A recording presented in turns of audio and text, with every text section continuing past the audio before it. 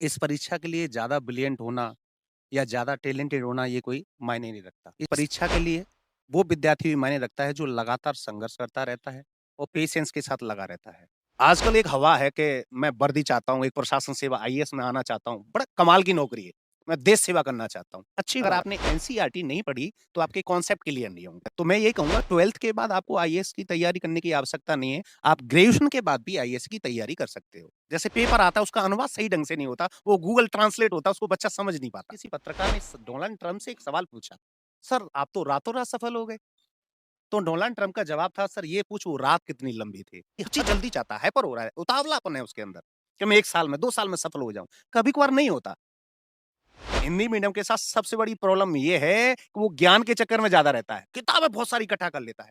अरे पढ़ना क्या है, छोड़ना क्या है, ये डिपेंड करता है, स्मार्ट वर्क डिपेंड करता है मित्र। तो ₹20,000 महीने का खर्चा, इसके अलावा 2 से ढाई लाख कोचिंग की फीस, 1 साल का ₹5,00,000, अगर 3 साल रहेगा ₹10,00,000 आता कहाँ से? आप देख रहे हैं एशियाई न्यूज़। नमस्कार, मैं मोंटू राजा एंटी करप्शन इंडिया से स्वागत है आपका। जो समाज है, समाज के अंदर जो युवा है, वो तमाम एक अंदर भावना होती है, एक इच्छा होती है कि जो अधिकारियों को देखते हैं, तो एक युवा को बड़ी अंदर से एक चाह होती है कि हम भी अधिकारी बन सकें। कहीं न कहीं, किसी न किसी प्रभावित होते हैं लोग अधिकारियों को देख के। आईएएस, आईपीएस, पीसीएस तमाम लोग होते हैं। तो इसी सारी चर्चा के लिए मेरे साथ मौजूद हैं मान सिंह त्यागी जी। सर बहुत-बहुत स्वागत है। Thank you sir, thank you sir. तो मान सिंह जी, आप जो हैं आपने बताया जैसे कि 2016-17 से आप बच्चों को पढ़ा रहे हैं। आप यूपीएससी क्लियर करवाते हैं और एक अब अनुभव है बड़ा आपको। जी। तो जानना चाहेंगे आपसे जो ये यूपीएससी है, इसमें तमाम युवा जो हैं वो अट्रैक्ट होते हैं। किसी को वर्दी से प्यार है, किसी को लाल बत्ती वाली गाड़ी या नीली बत्ती वाली गाड़ी चाहिए होती है। तो कैसे देखते हैं कौन लोग और कितना पढ़ के इंसान जो है वो बन सकता है एक आईपीएस या आईएएस? देखो सबसे बड़ी बात मैं ये कहना चाहूँगा आपसे, इस परीक्षा के लिए ज़्यादा ब्रिलियंट होना या ज़्यादा टैलेंटेड होना ये कोई मायने नहीं रखता। इस परीक्षा के लिए वो विद्यार्थी भी मायने रखता है जो लगातार संघर्ष करता रहता है और पेशेंस के साथ लगा रहता है। मेरे सामने ऐसे कई उदाहरण आए कि 90% वाले बच्चे सेलेक्ट नहीं हुए, लेकिन 40% या आपका सप्लीमेंट्री वाला विद्यार्थी भी आराम से इसमें सेलेक्ट हो सकता है। बस उसको एक सही मेंटरशिप और सही मार्गदर्शन की आवश्यकता होती है। अब वो बात रही बात ये कि मेंटरशिप देगा कौन? आजकल शिक्षा का व्यवसायीकरण काफ़ी मात्रा में हो चुका है। लेकिन गाँव के लोग जो सपना देखते हैं, आजकल बड़ा ट्रेंड हो गया है। यूट्यूब पे हम देखते हैं कि बहुत सारे इंटरव्यू लोग डालते हैं कि ये बच्चा ये किताबें पढ़ी, फलाने व्यक्ति की या फलाने टीचर के संपर्क में आकर ये आईएएस परीक्षा में नियुक्त हुआ। तो हमें देखना ये होगा कि हम इस तैयारी के लिए पहले हम बेसिक्स जो होते हैं उसको हम कंप्लीट कर पा रहे हैं कि नहीं कर पा रहे। एक्चुअल क्या होता है, आजकल एक हवा है कि मैं वर्दी चाहता हूँ, एक प्रशासन सेवा आईएएस में आना चाहता हूँ। बड़ा कमाल की नौकरी है। मैं देश सेवा करना चाहता हूँ। अच्छी बात है, देश सेवा करना कोई बुरी बात नहीं है। हर कोई करना चाहता है। मीडिया भी करना चाहती है, टीचर भी करना चाहते हैं। हर व्यक्ति अपने-अपने हिसाब से देश की सेवा कर रहा है। लेकिन जो विद्यार्थी एक देश सेवा के भाव से आता है, अगर अपने सपनों को पूरा करने आता है या अपने गाँव या अपने माता-पिता के सपनों को पूरा करना चाहता है, तो उसके लिए सबसे पहले उसको क्या करना पड़ेगा? उसको बेसिक्स क्लियर करने पड़ेंगे। पहले से ही सोचना पड़ेगा कि मुझे आगे करना क्या है? जैसे उसने मैं कहा 11th-12th में कई माँ-बाप या कई बच्चे सोचते हैं, मैं अब आईएएस की तरफ रुझान है, मैं आईएएस बनना चाहता हूँ या पीसीएस अधिकारी बनना चाहता हूँ या आईपीएस बनना चाहता हूँ। तो पहले उसको हम कहते हैं कि आप एनसीईआरटी पढ़ो। एनसीईआरटी एक बेसिक नीड है। अगर आपने एनसीईआरटी नहीं पढ़ी, तो आपके कॉन्सेप्ट क्लियर नहीं होंगे। तो मैं ये कहूँगा 12th के बाद आपको आईएएस की तैयारी करने की आवश्यकता नहीं है। आप ग्रेजुएशन के बाद भी आईएएस की तैयारी कर सकते हो। अब रही बात ये समस्या हमारे सामने आती है, हिंदी मीडियम, अंग्रेजी मीडियम। ये बड़ा 3-4 साल से मैं देख रहा हूँ कि हिंदी मीडियम में सिलेक्शन नहीं हो पा रहा। ऐसी हवा है, ऐसी हम मीडिया में देखते हैं और छात्र आंदोलन भी इस विषय पर करते हैं। मैं मानता हूँ कि हिंदी मीडियम में सिलेक्शन कम है, लेकिन ये भी तो देखो कि हिंदी मीडियम में परीक्षा देने वाले कितने लोग हैं, कितने बच्चे हैं। अगर 100% की हम बात करें तो 70% बच्चे अंग्रेजी मीडियम में परीक्षा देते हैं और 30% विद्यार्थी हिंदी मीडियम में परीक्षा देते हैं। लेकिन औसत सिलेक्शन की बात करें, तो हिंदी मीडियम में 25 से 30 सिलेक्शन होता है और बाकी सिलेक्शन अंग्रेजी मीडियम से होता है। तो सिलेक्शन रेशो तो बराबर है, लेकिन माइंड में थॉट जम गया। हाँ, यूपीएससी का भी कहीं न कहीं ऐसा भाव रहता है कि हिंदी मीडियम को कहीं न कहीं जैसे हम बात करते हैं अनुवाद की, जैसे पेपर आता है उसका अनुवाद सही ढंग से नहीं होता, वो गूगल ट्रांसलेट होता है, उसको बच्चा समझ नहीं पाता, तो उसको दिक्कत आती है। क्योंकि बच्चा गाँव की पृष्ठभूमि से आया है, उसका अंग्रेजी इतना अच्छा है नहीं, तो उसको यहाँ दिक्कत आती है। मान लीजिए एक चीज़ और देखी है हमने कि जो मेट्रो सिटीज़ के छात्र होते हैं, हुँ, वो कम उनकी जो संख्या है ये अधिकारियों में होती है और जो थोड़ा गाँव के या फिर जो मेट्रो सिटीज़ से बिलॉन्ग नहीं करते हैं, हुँ, वही अधिकतर उनकी परसेंटेज ज़्यादा होती है। बिल्कुल। ऐसा कैसे क्यों? ऐसा है कि जो मेट्रो सिटी के रहने वाले जो विद्यार्थी हैं, वो सरकारी नौकरी के प्रति या प्रशासन सेवा में जाने का उनका कोई झुकाव नहीं रहता। क्योंकि उनके पास ऐसे संसाधन हैं। वो जैसे बीटेक किया तो वो मल्टीनेशनल कंपनियों में जाएगा और जो गाँव की पृष्ठभूमि वाले जो लोग हैं, वहाँ इतना रोज़गार नहीं है। उनके बस मन में एक सपना वो भाव देखा है, जैसे लाल बत्ती की गाड़ी देखी उसने। तो उसके मन में एक भाव आया, अच्छा ऐसी लाल बत्ती इतनी बड़ी इज़्ज़त होती है, इतना सम्मान होता है। तो उसी भाव के कारण आजकल गाँव की पृष्ठभूमि से छोटे-छोटे शहरों से व्यक्ति आजकल दिल्ली आता है या अपने-अपने जगह जहाँ भी है, जैसे मैं बिहार की बात करूँ या राजस्थान की बात करूँ या मध्य प्रदेश की बात करूँ या महाराष्ट्र की बात करूँ, वहाँ भी पढ़ सकता है। लेकिन मेट्रो सिटी जैसे मैं गुजरात की बात करूँ, गुजरात में लोग सरकारी या प्रशासन सेवा में लोग जाना ही नहीं चाहते। जाना ही नहीं चाहते, ऐसा क्यों? क्योंकि वहाँ रोज़गार है, बिज़नेस वहाँ बिज़नेस पे ज़्यादा ध्यान है, वहाँ इस पे ध्यान नहीं है सरकारी सेवाओं की तरफ या प्रशासन सेवाओं की तरफ। तो मैं तो यही कहूँगा, इसमें चाहे आपका मेट्रो सिटी की बात हो या गाँव की बात हो या छोटे शहरों की बात हो, हर कोई तैयारी कर सकता है और ये परीक्षा के लिए ज़्यादा पढ़ने की आवश्यकता नहीं है मित्र। क्योंकि ये भी देखा गया है कि कई बार जो लोग होते हैं, जो युवा होते हैं, बड़े सपने लेते हैं, मेहनत भी करते हैं। जी, लेकिन एक अटेम्प्ट जब उनके पूरे हो जाते हैं, तो वो अटेम्प्ट उसके बाद एलिजिबल नहीं होते हैं उसके लिए जी। और उसके बाद वो आईएएस, आईपीएस जो तमाम बनना चाहते हैं, वो नहीं बन पाते हैं। उस कारण वो बड़े डिसहार्टेड हो जाते हैं, उसके बाद कई बार वो गलत कदम भी उठा लेते हैं। कारण उनका क्या वो अपना उसके बाद करियर कैसे बिल्कुल, स्टार्ट बिल्कुल, कर सकते हैं, बहुत एस्टेब्लिश? अच्छा आपका क्वेश्चन है।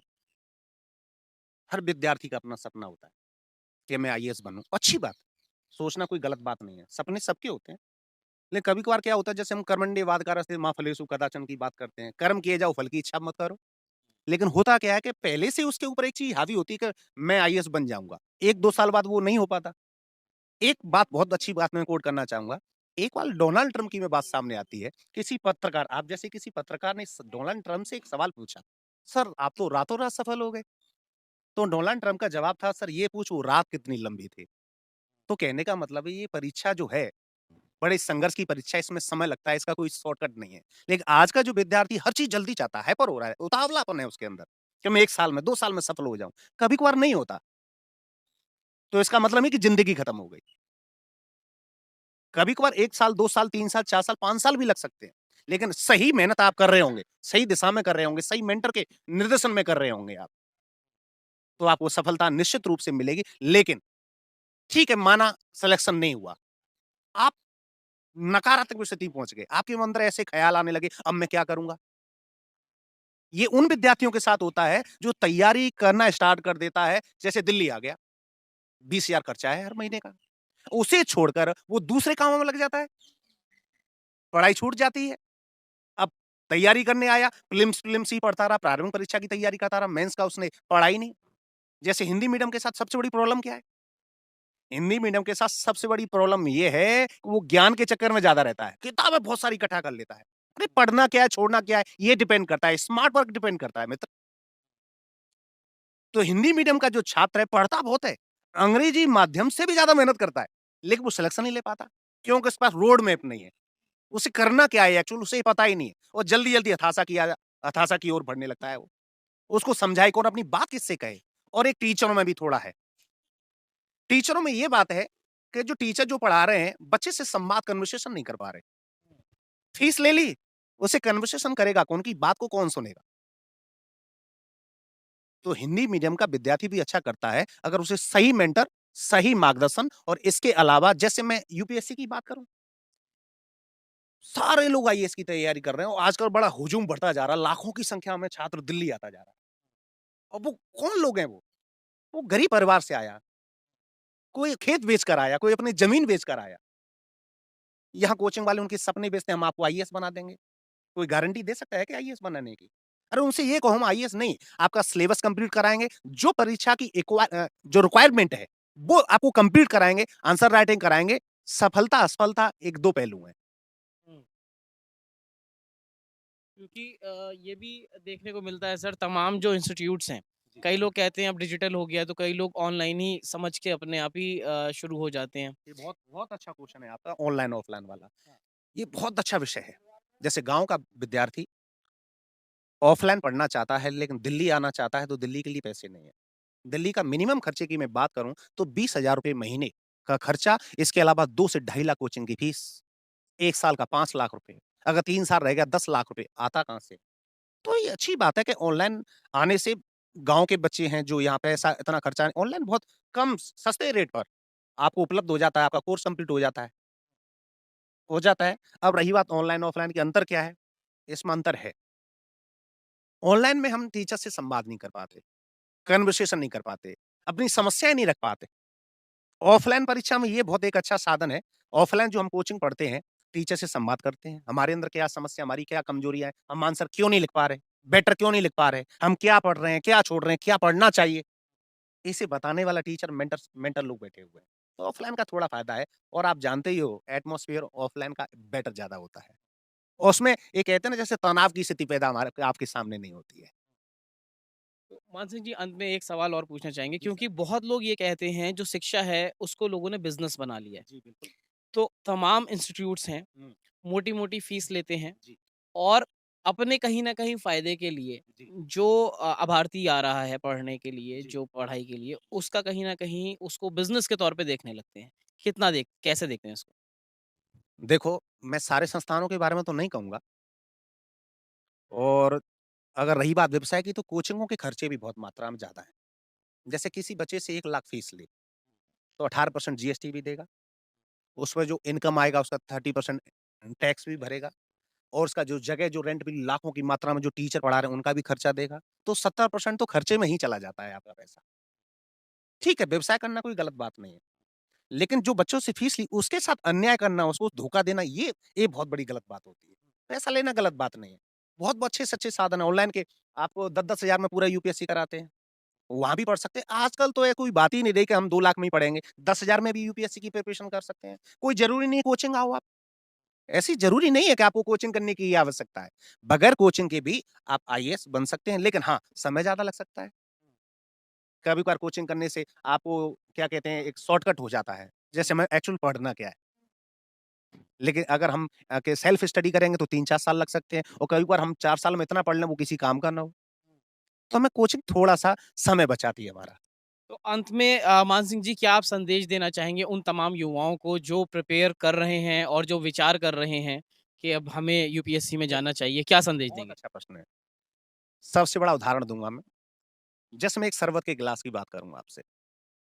एक शरबत का गिलास होता है, मीठा होता है, मक्खियाँ उसके चारों तरफ भिन-भिनाती रहती हैं। जैसे ये शरबत का गिलास है, मक्खियाँ इसके चारों तरफ भिन-भिना रही हैं, इसका स्वाद तो लेना चाह रही हैं, लेकिन ले नहीं पा रही हैं, ऐसा क्यों? क्यों? उसको डूबने से डर लगता है। इसी प्रकार आज का जो विद्यार्थी है, सफल होना चाहता है, आईएएस बनना चाहता है, पीसीएस बनना चाहता है, लेकिन डूबने से डर लगता है। मेहनत से भागता है, तो सिलेक्शन हो कहाँ से जाएगा? और लास्ट पॉइंट ये है कि वो जिसके लिए वो यहाँ आया, दिल्ली में या मुखर्जी नगर में या करोल बाग में या राजेंद्र नगर में, उसे छोड़कर वो दूसरे कामों में लग गया। कैसे सफल होगा? अरे रही बात मोटिवेशन की, तो कोई आपको मोटिवेशन दे नहीं सकता। स्वयं व्यक्ति के अंदर ही मोटिवेशन भरा हुआ होता है। बस वो जान नहीं पाता मेरे अंदर शक्तियाँ क्या हैं, मैं कहाँ कमज़ोर पड़ रहा हूँ। तो सबसे बड़ी लास्ट बात यही कहना चाहूँगा, जो भी विद्यार्थी मेहनत करना चाहते हैं, इस परीक्षा के लिए कोई भी मेहनत करेगा, वो निश्चित रूप से सफल हो सकता है। इस परीक्षा को इस मानक में देखो कि कम से कम इस परीक्षा की तैयारी करने से आपका सर्वांगीण विकास तो हो सकता है। एक पर्सनैलिटी डेवलपमेंट तो हो सकता है। आने वाले समय में ये परीक्षा आपको कितना सिखा जाती है। तो आप जीवन में कहीं भी भूखे तो नहीं बनने वाले ना। कितने लोगों की ज़िंदगी बदल सकते हैं। क्या जो सेलेक्ट नहीं हुए इतने हज़ारों टीचर हैं वो सेलेक्ट हुए हैं क्या? पढ़ा रहे हैं ना उनके अंदर काबिलियत है। बात लाखों की नहीं है। आपके अंदर क्वालिटी है तो लाखों करोड़ों भी कमा सकते हो। तो बस लास्ट बात में यही है कि जो भी विद्यार्थी तैयारी करना चाहता है, वो ऑनलाइन पढ़ना चाहता है, ऑनलाइन पढ़े, ऑफलाइन पढ़ना चाहता है, ऑफलाइन पढ़े। इसके लिए ऐसा कोई ज़रूरी नहीं कि कोचिंग की आवश्यकता है। फिर भी आपको लगता है आपके पास पैसा है, आपके पिताजी मदद करना चाह रहे हैं कि बेटा पढ़ ले, तो आप दिल्ली आराम से आ सकते हो क्योंकि यहाँ एटमॉस्फियर है, एक एनवायरनमेंट है, बहुत लाखों की संख्या में छात्र हैं, तो एक आपको एक ऐसा अनुभव होगा कि मेरे कोई कॉम्पिटिशन बैठा हुआ है, तो आप बेहतर मेहनत करेंगे। चाहे 40% वाला विद्यार्थी हो, चाहे 90% वाला विद्यार्थी हो। सिलेबस सबके लिए सेम है। जो लगन के साथ, पेशेंस के साथ, धैर्य के साथ लगा रहेगा, वो निश्चित रूप से इस परीक्षा में सफल होगा। अगर सफल भी नहीं हो पाया, तो ज़िंदगी में वो सफल हो जाएगा। इसलिए घबराने की आवश्यकता नहीं है। थैंक बहुत-बहुत शुक्रिया। थैंक यू, थैंक जैसे कि आपने सुना सारी बात, मान सिंह जी मेरे साथ मौजूद थे। सालों से जो हैं बच्चों को तैयारियाँ करवा रहे हैं यूपीएससी की। एक ड्यू माउंटेन ड्यू जो आता है उसमें कहावत है, डर के आगे जीत है। तो शरबत का एक वो कहा है, जो जो अगर डरता है, डर को छोड़ के जो आगे बढ़ता है वो ज़िंदगी में सफल होता है। क्या सोचते हैं आप? क्या है आपकी राय? कमेंट द्वारा अपने विचार हमसे आप साझा कर सकते हैं। कोचिंग कराते हैं मान सिंह जी। डिस्क्रिप्शन में इनका नाम और नंबर भी हम लोग मेंशन करेंगे। अगर कोई क्वेरीज़ हैं तो दर्शक जो हैं इनसे संपर्क भी कर सकते हैं। अपनी जो राय है कमेंट द्वारा साझा करें। अगली अपडेट के साथ आपके सामने फिर प्रस्तुत होंगे। नमस्कार। सब्सक्राइब करें हमारे YouTube चैनल को और बने रहें हमारे साथ।